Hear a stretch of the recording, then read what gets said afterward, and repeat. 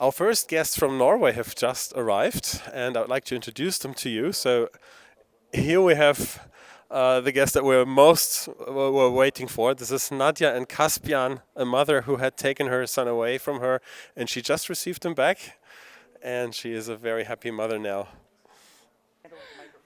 And he's a very tired boy now. Then over here we have Margaret and Doug Hannum. And they helped a lot. They helped Nadia a lot.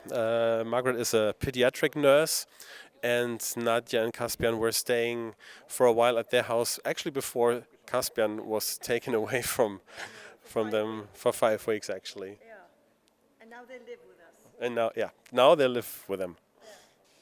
Mein Name ist Gudrun Kugler und ich bin Mitglied des Wiener Landtags und des Wiener Gemeinderats und ich setze mich für christliche Werte in der Gesellschaft ein.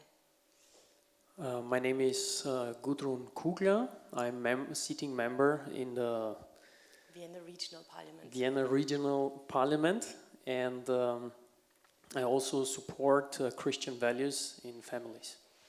Und ich möchte Ihnen auch unseren Übersetzer vorstellen, Sami, der sich auch für die Familie Bodnariu sehr engagiert hat.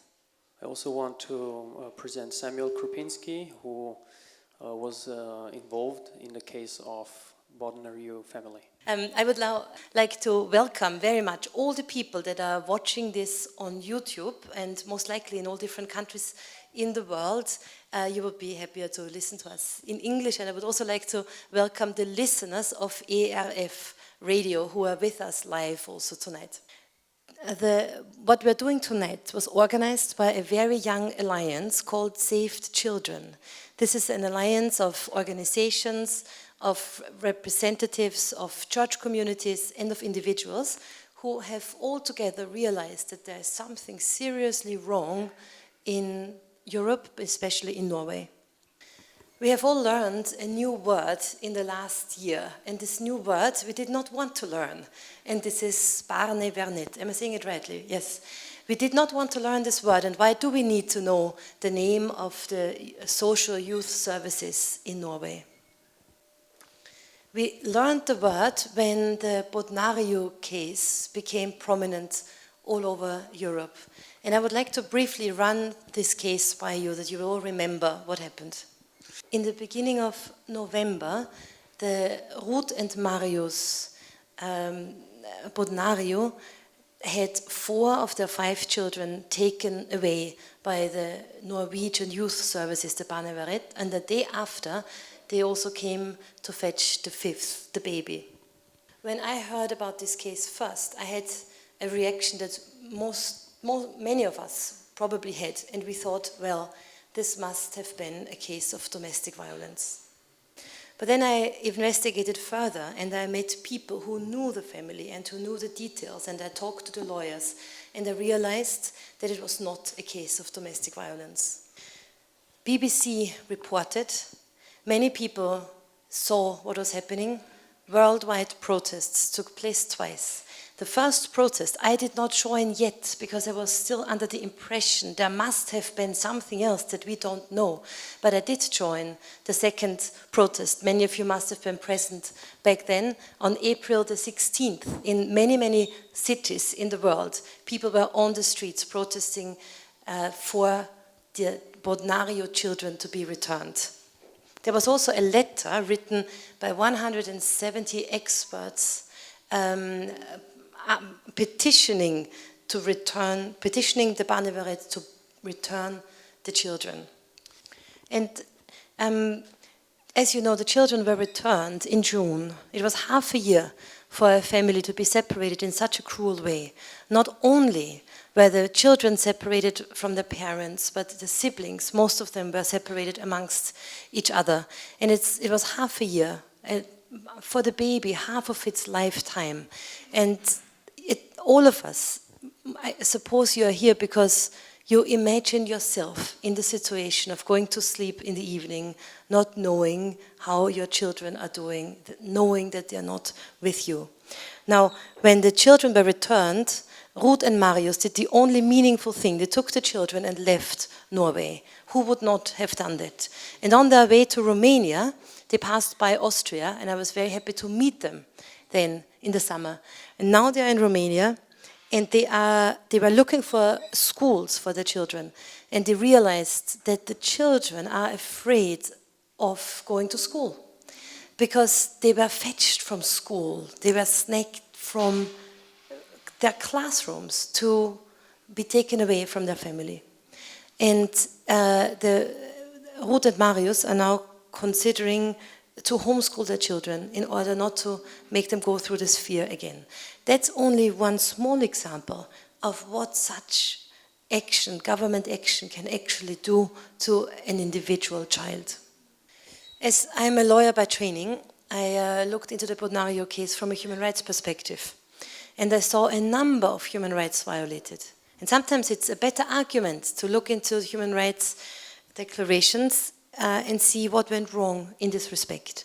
And I saw, for example, if you look at the details of the case, you will find a number of violated rights, such as the parents were not really told the accusations that the Barnevernet holds against them. This is against due process. The process itself was not done in a timely manner. Also, this is part of a human right that you will see a judge, and you will see a judge in due time. They did not have a real right to appeal. Also, this violates European human rights conventions. They did not really see a judge, but it was social authorities that they had to deal with. There is a right to see a judge, and it seems, as much as I understand the Norwegian process, that did not take place. And it was a violation of their right to privacy, because the right to privacy is nothing else but, amongst other things, is a protection of family life. And so it is their legal right to be together, unless there are very good reasons not to be together, which in this case were not given. And in two aspects, their right to privacy was violated. One is that the parents could not be with the children. Even after they were removed, during the process, they would have had a right to see the children more frequently. But then also, secondly, to separate the siblings without any apparent need is another violation of the right to privacy. And these are just some examples. You know, I did not even speak now of parental rights. There are a number of human rights that you can draw upon and say, Norway, you say that you are a champion of human rights. Well, I don't think you are. And this is only the human rights perspective. We are not yet talking about the psychological damage. You could even say the psychological abuse that is happening with regard to the children, but also with regard to the parents. Now, the Bodnariu family is not the only case. It's maybe the most prominent case. And why is that so? I would say because the Romanian origin networks all over the world are very strong. And this has helped the Bodnariu family. But there are other equally dramatic cases in Norway that do not find the same attention of the worldwide community. But still, they are equally painful, they are equally saddening for the families, for the children. And I would today like to introduce to you some of the people who have also suffered from the Norwegian regulations. I would like to invite now here to the podium Nadia Bekkelund and Margret Hennum. Ich möchte hier zum Podium Nadia Bekkelund einladen, gemeinsam mit ihrer Tochter. Nadia and Margret. Would you like to join me here, please?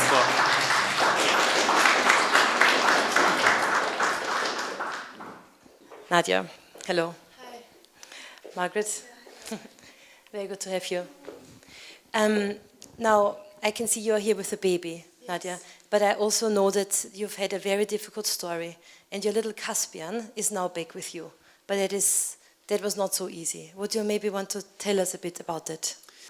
I was in a mother home, and they told me they will take him from me because they meant he was talking too little in some tests they took at the mother home. So I decided to take him with me, and and leave. And I went to Margaret and was there in 5 weeks.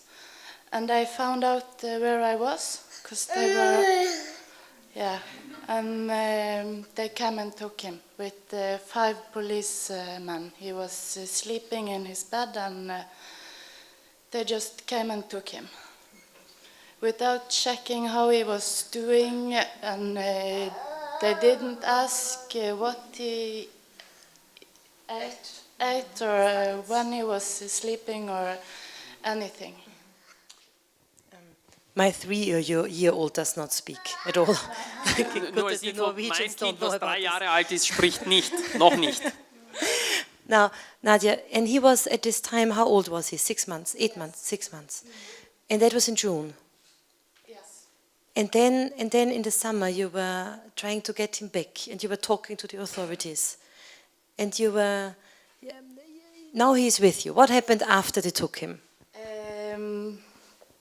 After they took him, I could see him 2 times a week. They took him from where I was staying to Bergen, which is very far to live, and I could see him 2 times a week, and suddenly I won him back. That was 3 months away from me. 3 months. How did he react after, when he was back? Was he different? Did he immediately bond with you, or did he need time? When he come back to me, he wake up sometimes in the night screaming. But he's doing fine. Bitte. So you got him back, and they admitted it was wrong to take him. And he was gone for 3 months, and it was a mistake. That's absolutely horrible. And in this time, you were with Margaret. And it must have been very brave of you, Margaret, to take Nadia in, because that was probably also legally difficult. But you took her in, and you supported her in all of this time. What was your experience? It was not illegal. Okay. I phoned somebody I know from Facebook, because there have been some police in her house, and I phoned her just to give her advice. But when I talked to her, I found that she was not in need of advice from me, how to treat the police. But she said, there is a woman who has left her mother's home. And I immediately said, we live in a little farm, she can come and live here. And she came the day after, I think. And then they came to us. And I'm so touched, I feel like crying actually. She's much stronger than I am. I'm not used to this terrible Barnevernet. But they came, and she looked after her boy all the time. They doubt it, but we know she does, and she is capable of that. After 5 weeks, they have been trafficking, I think you say in English, our telephone, or my husband's telephone, and found out that she was at our place. And I just left her at the hairdresser and came home, and there 5 policemen came and took him. He was asleep. You have seen the picture on Facebook. Nicely asleep. And they didn't look at him, nothing, they just took him. And the police said, we take him because you have no legitimation. Yes, oh yeah. And I said, I've never had that. Not of my children, nobody, no guests have needed that in my house. It's just like South Africa now then. No, they said, it's not like that, South Africa. But they took him, and then Nadia came home, and he was gone. Yeah. And now he's back. It's, yeah.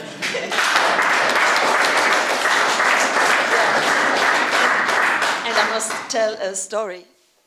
Something happened 2 days after, or the day after actually. And then it was a meeting in Barnevernet in Volda.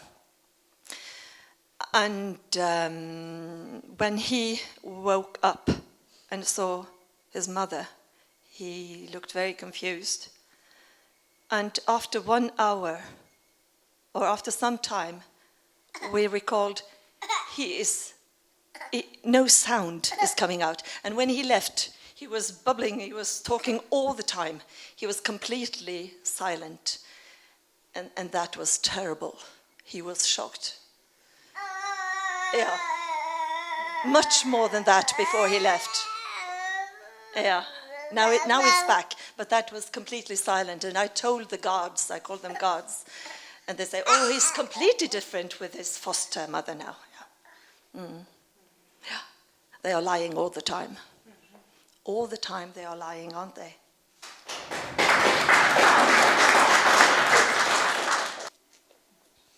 Now, Margaret, you were with Nadia during all this time. You went through this together, and you still live in the same place now. That's wonderful.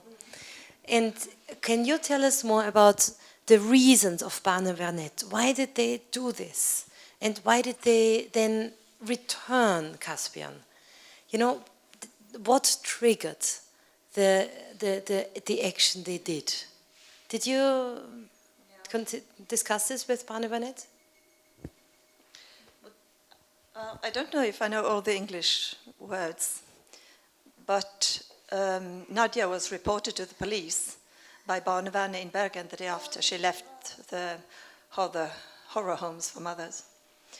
But that was handlocked. What is that, Marius? Handlocked in English? Closed. The case was closed. And that's why they started the police to look after her, we've been told, for weeks after that. And then they were trafficking the phone of my husband and found him. So, what was your question now? Why did they want to take Caspian? Because it was illegal for Nadia to leave, they said. But it was false when they told Nadia to go to this place about Christmas time. They said it was a help, but it's not a help. It's only observation. And the committee has now stated that it is only observation, it's no help. Because if it was help, then she couldn't leave. But it's only observation. So I told the police I regarded her to be a free woman. And she is a free woman. So that is very important to tell people. You don't have to go to those mothers' homes. You are free unless you have verdict. Yes. And she got him back. Why? Because of her name is now rather famous, isn't it? I think the decision from that committee, they felt pressed to do it. So there was a lot of media involvement. Yes, yes.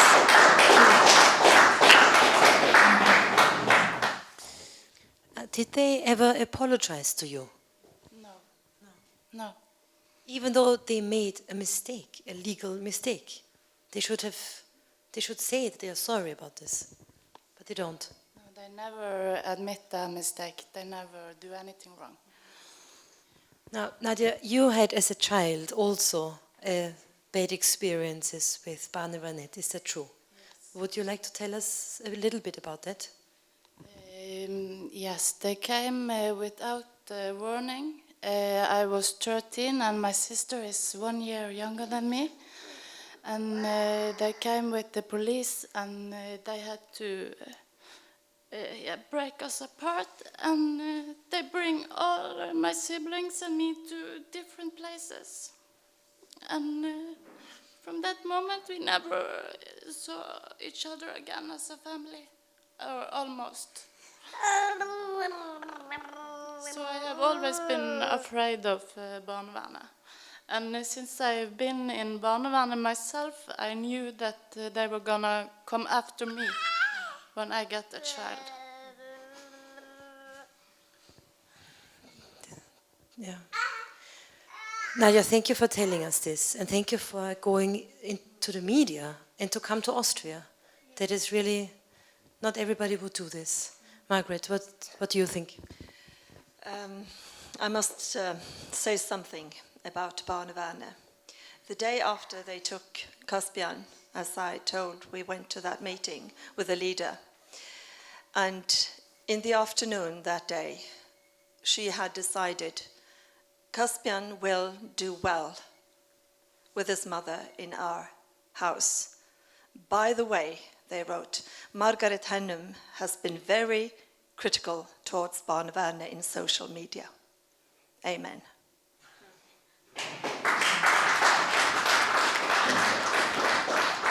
That is the reason why they can separate a mother and a baby in Norway. That was their way. And the Barnevernet lawyer has also tried to make trouble at my work. I'm a nurse. Yes, we have that, and we will follow that for sure. My children are adults, so they can't take them. But they can't hurt me there. I'm too old for that, but they hurt anyone in one way or another. So that's why this work is so important. Now, you see here two very brave women. And I thank you for this, because you are helping many other people by doing so. And may God bless little Caspian. Thank you so much. Thank you. Margaret and Nadia.